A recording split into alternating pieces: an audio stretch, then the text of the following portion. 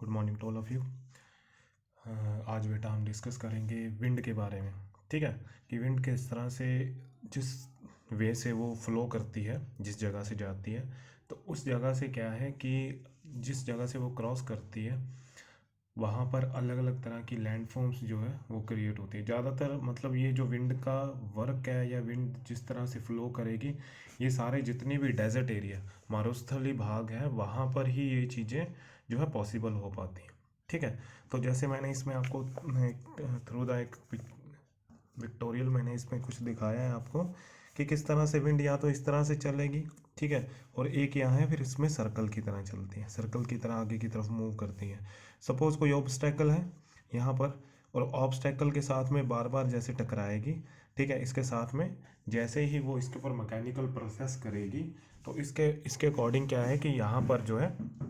हम कह सकते हैं कि इसके अंदर चेंज होना शुरू हो जाएगा। मतलब इसकी जो लैंड फॉर्म है, ये जो लैंड फॉर्म है, ये धीरे धीरे कर कर क्या है चेंज होना शुरू हो जाएगी। यहाँ पर जो है ये इसको तोड़ना शुरू करते हैं, ठीक है, और उसके ड्यू टू उस कारण से क्या है कि ये जो है जो भी रास्ते में आएगा उसको जो है साथ में मतलब डिस्ट्रॉय करती जाएगी, और प्लस जहाँ पर जाकर ये बिल्कुल शांत हो जाएगी, मतलब जहाँ पर जाकर इसकी स्पीड कम हो जाएगी,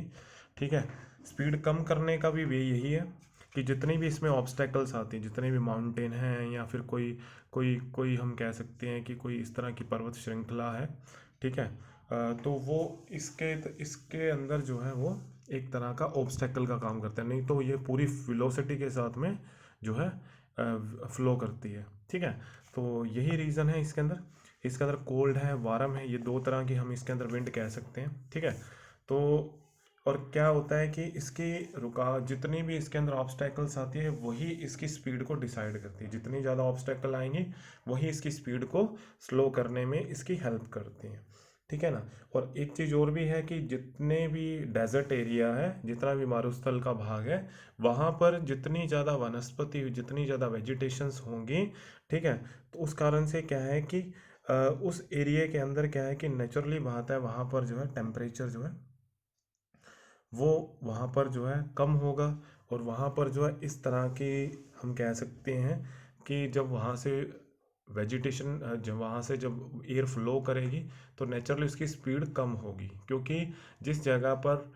रेनफॉल होगी, नेचुरली बात है वहाँ पर वेजिटेशन के आसार ज़्यादा हमें देखने को मिलेंगे, क्योंकि वेजिटेशन होगी, नेचुरली बात है वहाँ पर वेजिटेशन हमें ज़्यादा देखने को मिलेगी। जहाँ पर जो है तो ये रेयर ही देखने को मिलता है, जितने भी डेजर्ट एरिया में कहीं कहीं पर जो है हमें जो वाटर है, ठीक है, वो हमें कहीं कहीं पर देखने को मिलता है। नहीं तो ज़्यादातर क्या है कि वो सीपेज हो जाता है, मतलब अंडरग्राउंड बन जाता है वाटर, क्योंकि इतना डेजर्ट एरिया वहाँ पर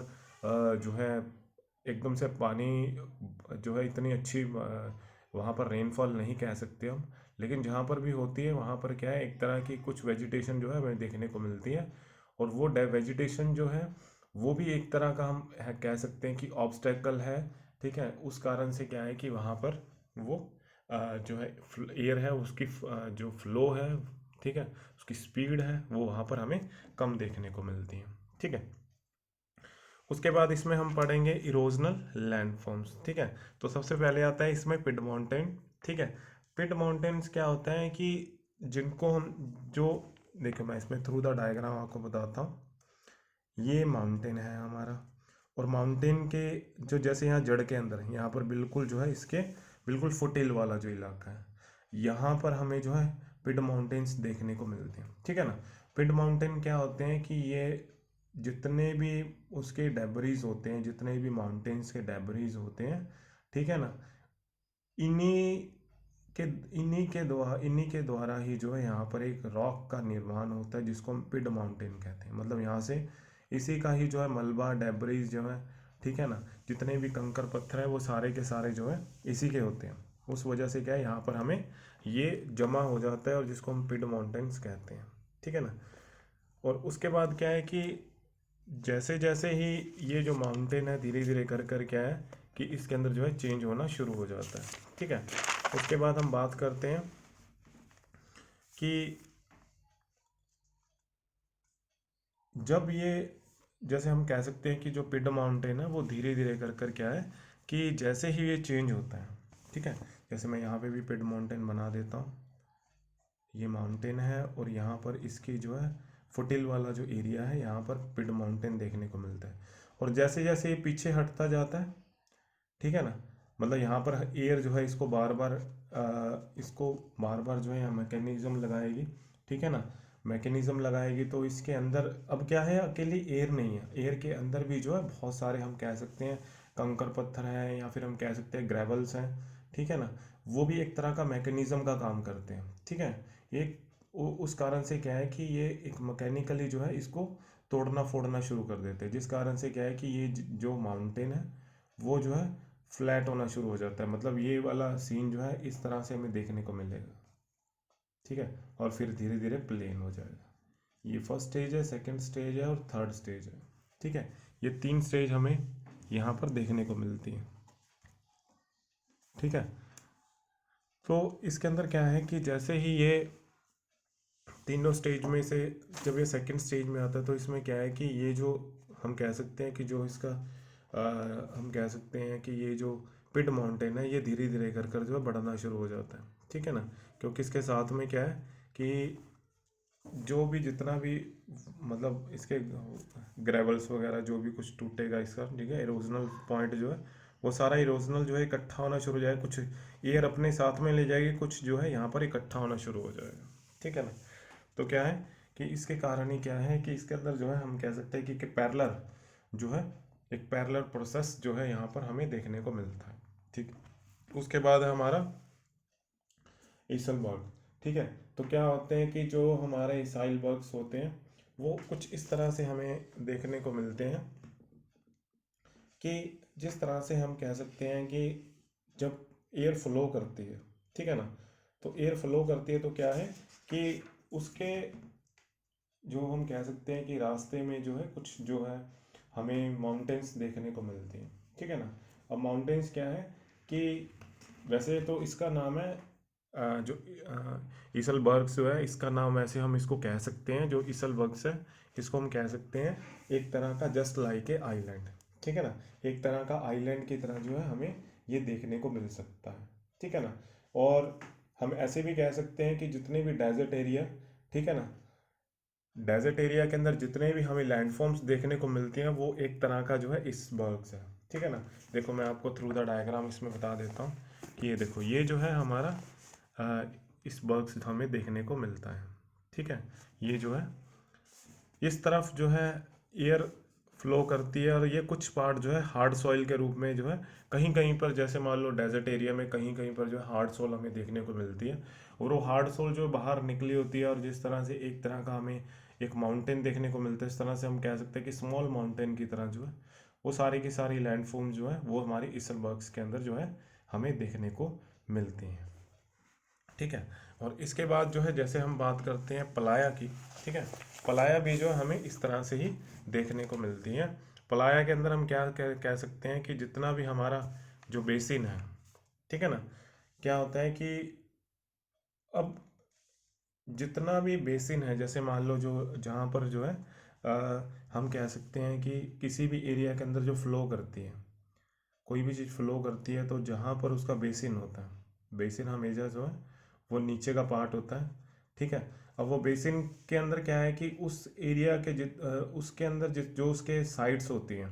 उस साइड से भी क्या है कि वो इरोजन होना शुरू हो जाता है, ठीक है ना। जो जो एक तरह से जो हम कह सकते हैं कि लोअर लैंडफॉर्म्स होती है, ठीक है, वो एक तरह का बेसिन होता है और वो बेसिन के भी क्या है कि जो साइड्स होती हैं वहाँ से जो किनारे होते हैं वहाँ पर भी क्या है कि जितने भी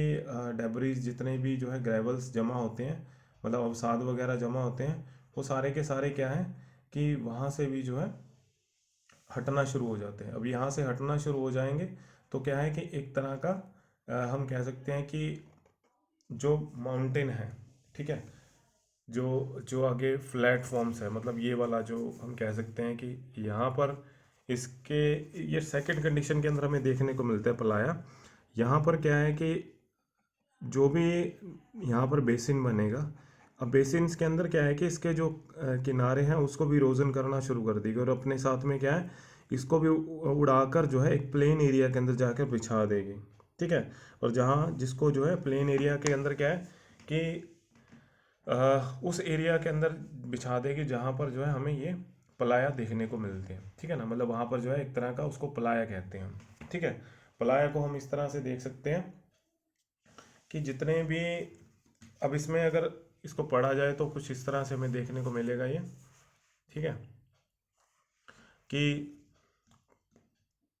प्रवाह मुख्य बेसिन से होता हुआ बेसिन के किनारे पर लगातार अवसाद जमा होते हैं, ठीक है ना। जितने भी अवसाद जमा होते हैं, अब क्या है कि बेसिन के मध्यम भाग में मैदान की रचना होती है। और प्राय क्या होता है कि जल उपलब्ध होने के कारण ये मैदान जो है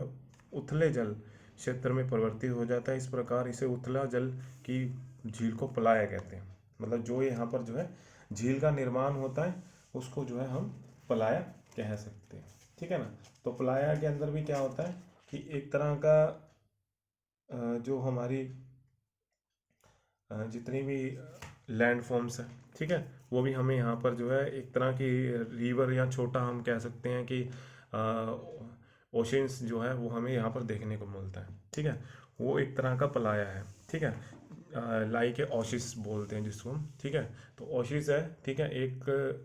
पानी का एक छोटा सा हम कह सकते हैं चश्मा जो है, ठीक है। ओशिस है वो, उसको जो है हम पलाया कह सकते हैं। क्योंकि देखो डाउन में हमें देखने को मिलेगा, साइड में क्या होगा, उसके माउंटेन्स होंगी, ठीक है। साइड में उसके माउंटेन्स होंगे, जो सेंटर का पार्ट होगा वहाँ पर जो है हमें क्या है कि पलाया देखने को मिलेगा, ठीक है। उस पार्ट के अंदर हमें पलाया देखने को मिलता है ज़्यादातर, ठीक है।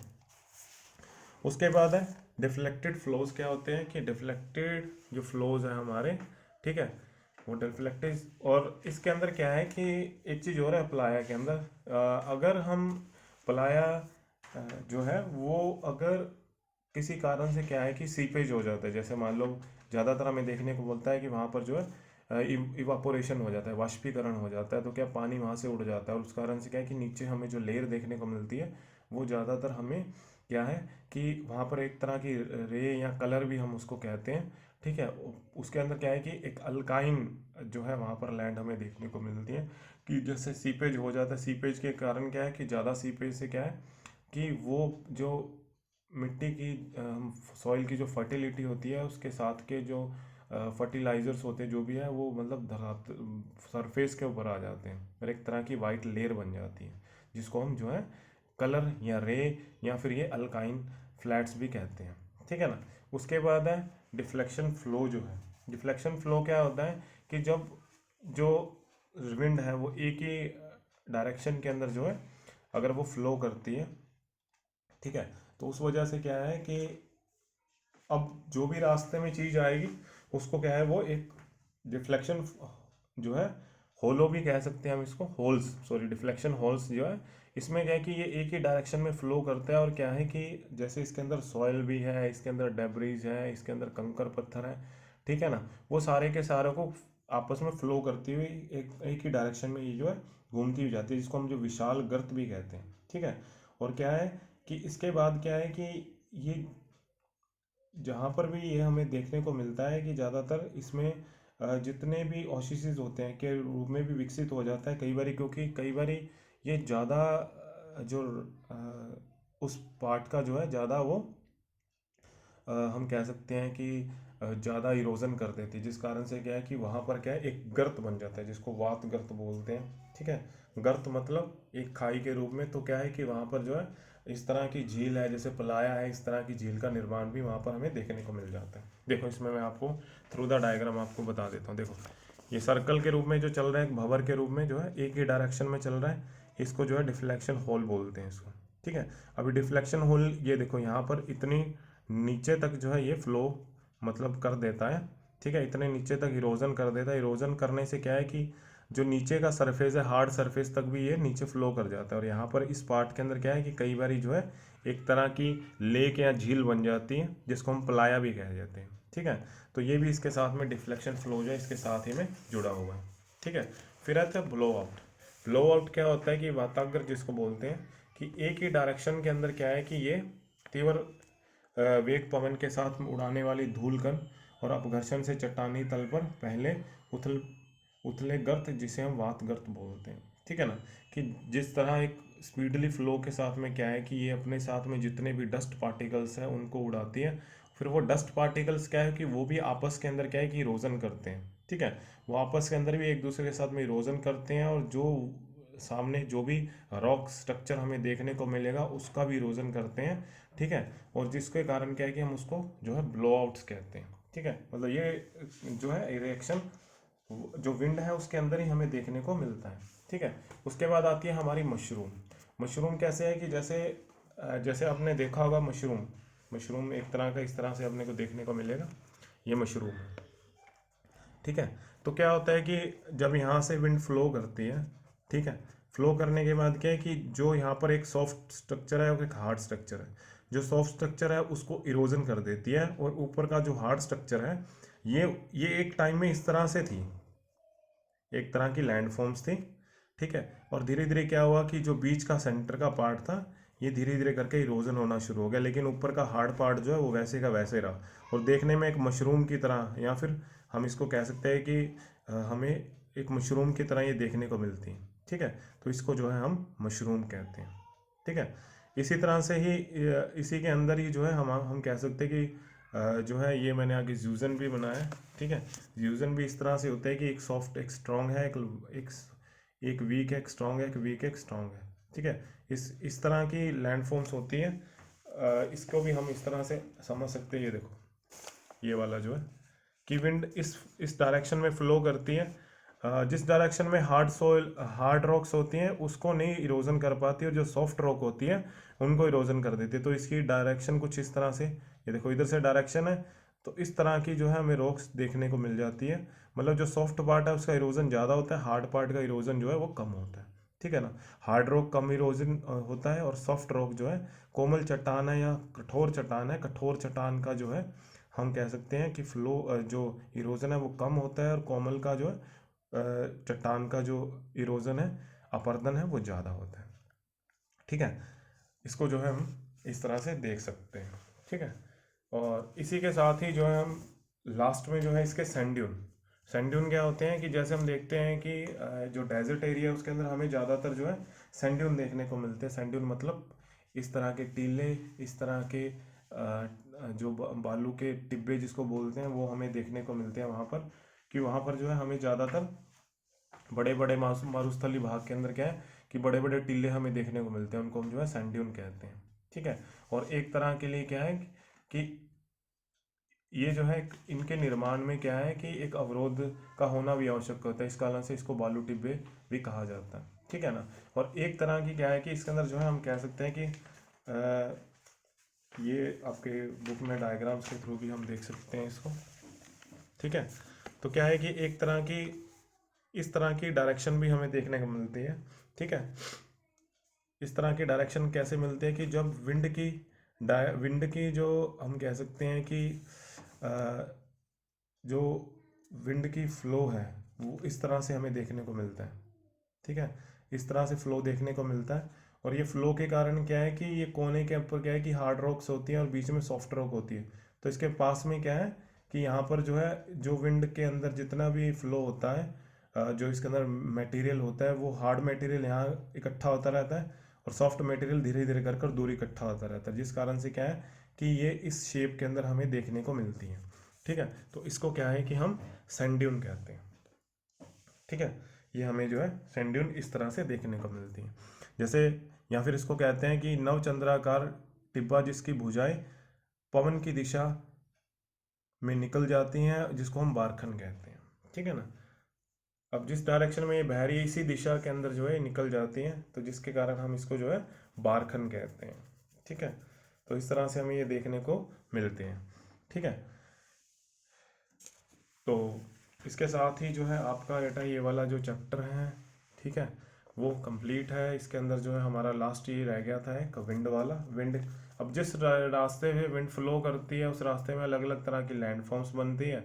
इसी तरह से स्टार्टिंग में हमने रिवर देखा, रिवर जिस रास्ते से फ्लो करती है रिवर की लैंड फॉर्म्स बनती है। फिर ग्लेशियर जिस रास्ते से गुजरता है, जिस वे से वो क्रॉस करता है, वहाँ पर ग्लेशियर की जितनी भी लैंड फॉर्म्स बनती हैं। और फिर अंडरग्राउंड वाटर की बात की, जहाँ पर जो है अंडरग्राउंड वाटर क्रॉस करता है वहाँ पर उसकी लैंडफॉर्म्स बन जाती हैं। और फिर हमने बात की जहाँ पर सी जो है, सी वेव्स या करंट्स जो है जिस रास्ते से क्रॉस करती हैं, जिस वे से क्रॉस करती हैं वहाँ पर उसकी ही लैंडफॉर्म्स हमें देखने को मिलती हैं। उसी तरह से अब लास्ट जो है हमने विंड की बात की, और विंड जिस डायरेक्शन से क्रॉस करती है वहाँ पर जो है हमें उस पार्ट के अंदर जो भी लैंड फॉर्म्स हैं उसी के अकॉर्डिंग ही बनती है। ठीक है, उसका मटेरियल और उसका फ्लो, ठीक है, ये सारे के सारे फैक्टर जो है एक लैंड फॉर्म को बनाने और बिगाड़ने में बहुत हेल्प करते हैं। मान लो जो भी मटेरियल होगा, चाहे वो रिवर है, ग्लेशियर है, चाहे विंड है, चाहे वो हम कह सकते हैं कि अंडरग्राउंड वाटर है, उसके अंदर जो भी मटेरियल होगा वो सामने आई जो भी ऑब्स्टेकल है, जो भी माउंटेन है, उसको डायरेक्शन, उसकी उसकी जो स्ट्रक्चर है उसको चेंज करने में, उसका मैकेनिज्म चेंज करने में वो हेल्प करता है, जो उसके अंदर मटेरियल है। ठीक है, जिसको हम डेब्रिज कह रहे हैं, कंकर पत्थर कह रहे हैं। ठीक है, वो सारी की सारी जो है एक तरह से जो है सामने वाली लैंडफॉर्म को चेंज करने में हेल्प करता है। ठीक है, ओके, थैंक यू।